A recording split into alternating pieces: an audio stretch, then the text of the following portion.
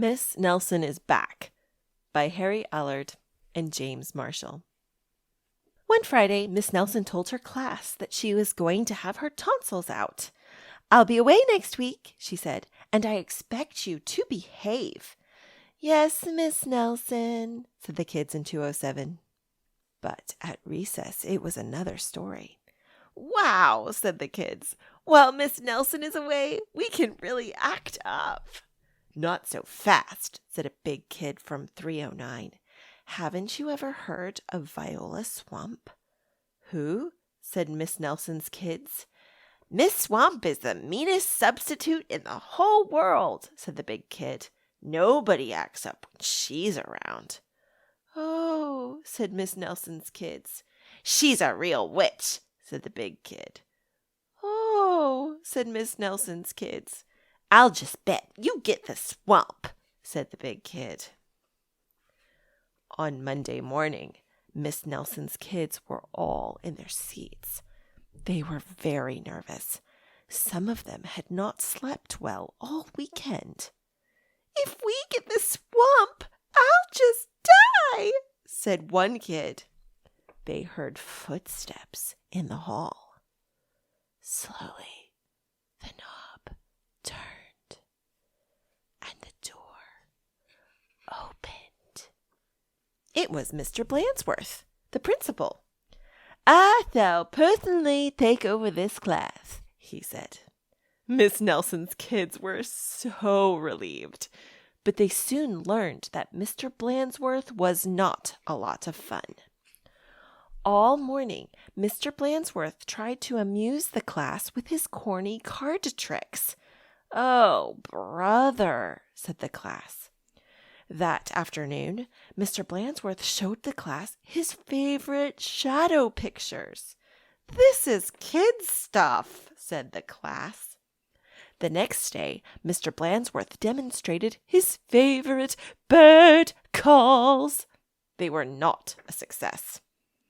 And for 2 days, Mr. Blansworth showed slides of his goldfish, Lucille. Miss Nelson's kids had never been so bored.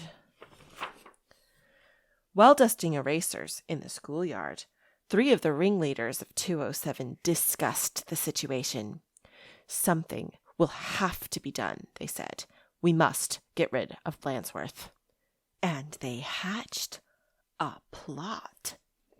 After school, they painted and sewed and borrowed some old clothes, and they practiced some very difficult stunt work in the backyard. The next day, they weren't in class. "That's too bad," said Mr. Blansworth. "They'll miss all the excitement." Mr. Blansworth was about to show the class his collection of ballpoint pens from all over the world when someone came to the door. Slowly, the knob turned, and the door opened. "Oh, look," said the class. "Miss Nelson is back."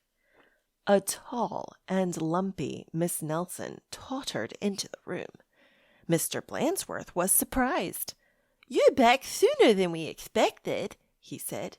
The tall and lumpy Miss Nelson didn't speak. Said the kids. "Her throat must still be sore." "Are you sure you're well enough?" said Mr. Blansworth. "She's sure," said the kids. "Well, in that case," said the principal, "I'll be getting back to the office. Nice to have you back, Miss Nelson." And he left the room. "Hot dog!" cried the class. "We got rid of Blansworth. Now we can do just as we please."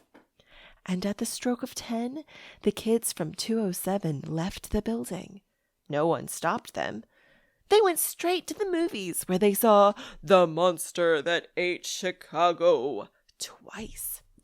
"This is really living," they said. Afterwards, they went to Lulu's, where they stuffed themselves silly. But soon they made a serious mistake.